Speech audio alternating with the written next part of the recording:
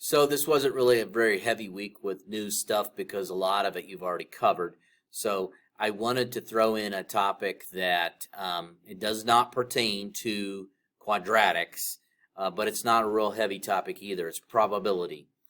So I wanted to go over a few things with you on probability in these last two SWYKs for the week. So we start off with something very easy, right? We've got a number die. Okay, standard number cube, right? Six-sided. I tried to draw one. I'm not a really good artist there, as you can see. And there's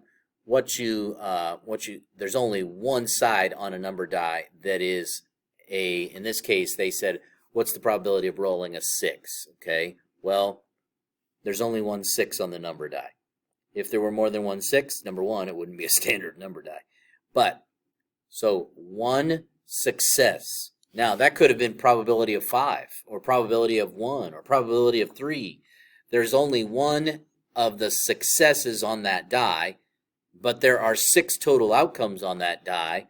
So the probability that I take a standard number die, roll it, and get a 6 is 1 out of 6, which translates into 0.167 because, as you can see, they said 3 decimal places. Just did that on my calculator. We are in, which week are we in? We are in, well, that's not what I want. I want this week 11, set 3, SWYK 1. Okay. Slide myself back into the middle and go to question 2. All right, in question 2, we've got a table of information. This is called empirical probability because they actually collected data. There's theoretical probability, which is just based on the outcomes that you have, like what you might find at a casino or things like that. But empirical data is we actually collected this information. You'll see a lot of these things in SAT tests and ACT tests. You'll see them. Table shows the breakdown of 95,000 single. So each one of these is in thousands, by the way. That doesn't matter. Don't worry about that. Okay. All numbers are in thousands. Yep, they said that. Okay, use the data in the table to find the probability. Randomly selected single parent in the U.S. military is female. Okay, what they just did was they narrowed down the information. Okay, so we are looking for total population broken down by male and female. And we want to know out of that 95,000, which we have 25,000 that are female, okay? So we can just basically take 25 over 95. It gives me 0.26. 0.26 as my final answer. I guess maybe I just can circle that. You don't need me to write it over again.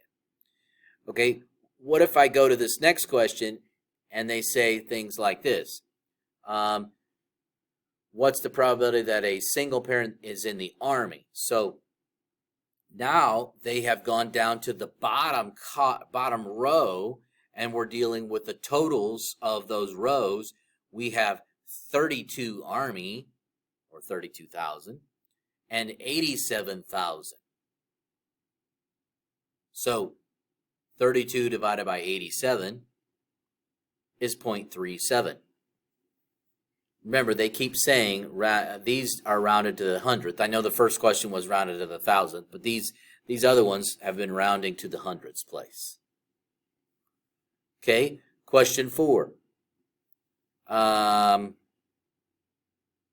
Table breakdown, 90,000 single parents. Okay, use the data in the table to find the probability that a randomly selected single parent in the U.S. military is a woman in the Air Force. Okay, so now they're specifically targeting female and Air Force, and that's 5,000, right? Out of the total of 90, 5 out of 90, when you take 5 divided by 90, you get 0.06. Notice that they're not asking you for it in a percentage format. They're asking it as a decimal. If they changed it and said, hey, do you want a percentage? Then obviously this would be 6%. You'd always move the decimal over 2 places to the right to change it to a percentage. Okay, and that's it for this SWYK.